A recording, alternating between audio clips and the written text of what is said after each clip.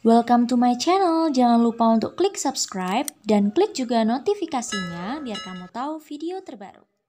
Kisah di kosan angker Yogyakarta. Pada suatu malam yang sunyi di Yogyakarta, Lintang, seorang mahasiswa baru dari Jakarta, tiba di sebuah kos sederhana di kawasan Merican. Ia mendapat informasi kos itu dari teman-teman kuliahnya, yang mengatakan bahwa kos tersebut cukup nyaman dan terjangkau. Tersedia banyak novel dengan berbagai macam genre. Sistem pembelian bab menggunakan koin dan tidak menguras kantong. Per bab mulai Rp500 atau 5 koin aja. Ada bab gratis juga. Bisa bergabung jadi afiliate, cuma bagikan link bukunya kalian akan dapat 20% komisinya. Serunya baca di Valenash Zona. Bisa mendengarkan musik dan ada gambar visualnya. Buruan baca yuk di Valenash Zona. Tanpa banyak berpikir, Lintang langsung memutuskan untuk menempati kamar di lantai 2, yang terletak di sudut gedung tua itu. Kosan tersebut memiliki 2 lantai. Lantai pertama dipenuhi dengan banyak penghuni, namun lantai 2 hanya dihuni oleh Lintang seorang. Saat pertama kali masuk, Lintang merasa suasana di kamar itu agak gelap dan terasa sedikit pengap meskipun jendela di ruangan terbuka. Namun, ia mengabaikannya, karena merasa tidak enak untuk langsung mengeluh kepada pemilik kos. Hari-hari pertama berjalan dengan biasa saja. Lintang pergi kuliah, pulang ke kos, dan bersosialisasi dengan teman-temannya. Namun, beberapa hal aneh mulai terjadi. Suatu malam, saat Lintang sedang duduk di meja belajar, ia mendengar suara langkah kaki yang berat dan pelan di luar kamar. Lintang pikir itu hanya suara dari penghuni kos lainnya, yang biasa pulang larut malam. Namun, setelah beberapa menit, langkah itu semakin mendekat ke pintu kamarnya dan berhenti. Lintang merasa ada yang aneh, tetapi ia mencoba menenangkan diri dan melanjutkan aktivitasnya. Beberapa hari kemudian, Lintang merasa ada perubahan lagi. Saat tengah malam, ia terbangun oleh suara ketukan pelan di jendela kamar. Mula-mula, ia mengira itu hanya angin, tetapi suara itu semakin jelas. Seperti ada seseorang yang sedang mengetuk dari luar. Lintang beranikan diri untuk membuka jendela dan melihat sekeliling. Namun tidak ada siapa-siapa. Ia merasa sedikit takut, tetapi berusaha mengabaikan perasaan itu dan kembali tidur. Suatu hari, Lintang bertemu dengan teman satu kampus yang kebetulan juga mengontrak di kos tersebut. Temannya, Arif, terlihat sedikit cemas dan mulai menceritakan kisah yang mengerikan. "Kamu tahu, kan, kos ini dulu adalah rumah sakit tua sebelum diubah jadi kos-kosan," ujar Arif. Lintang terkejut. "Rumah sakit? Serius?" tanyanya. Arif mengangguk. "Iya, banyak cerita-cerita seram tentang tempat ini," katanya. "Banyak pasien yang meninggal di sini, terutama di lantai 2.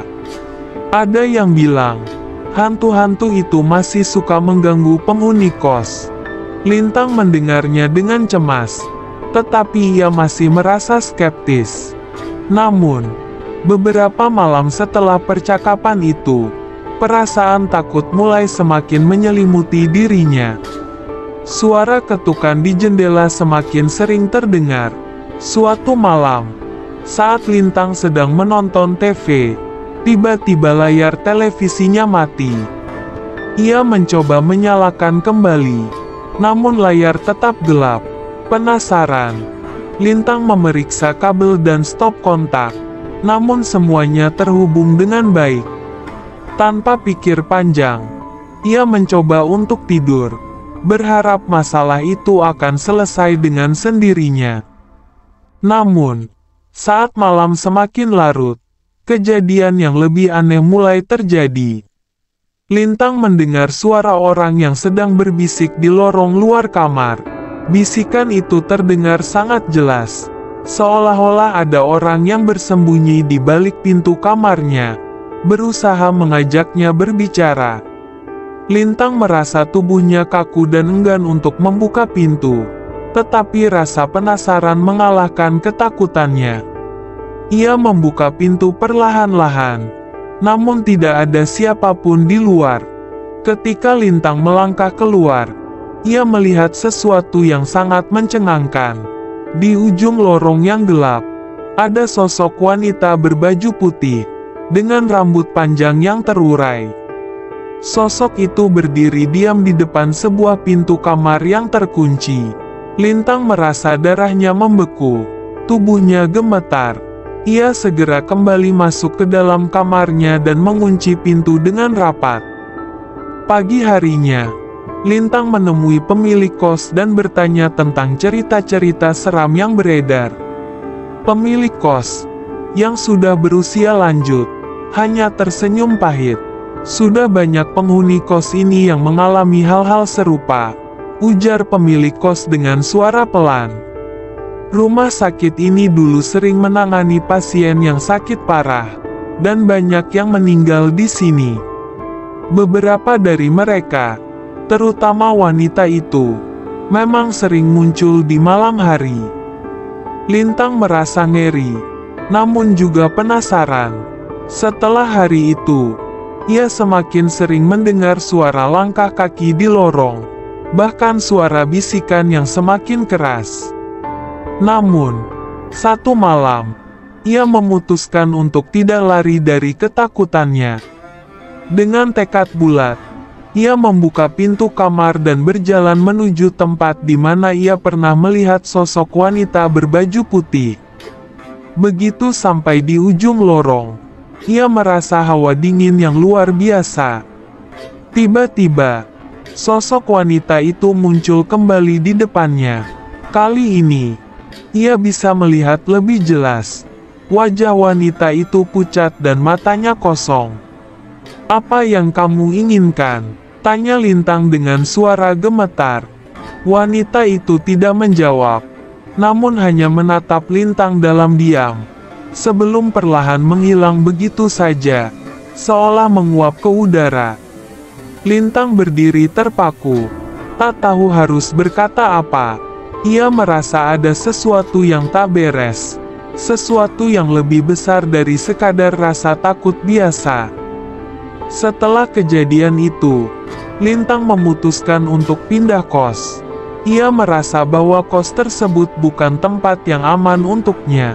Sebelum pergi, ia meninggalkan pesan kepada penghuni kos yang lain, agar berhati-hati dan waspada. Beberapa bulan setelah Lintang pindah, ia mendengar kabar dari Arif bahwa kos itu akhirnya kosong, karena sebagian besar penghuni merasa terganggu dengan kejadian-kejadian aneh yang terus berulang. Pemilik kos pun akhirnya menutup lantai 2 dan melarang orang untuk menempatinya. Hingga kini, cerita tentang kos angker itu masih menjadi perbincangan di kalangan mahasiswa Yogyakarta, dan beberapa orang yang berani menginap di sana mengaku merasakan hawa yang sangat mencekam di lantai 2. Seolah ada sesuatu yang menunggu mereka di sana.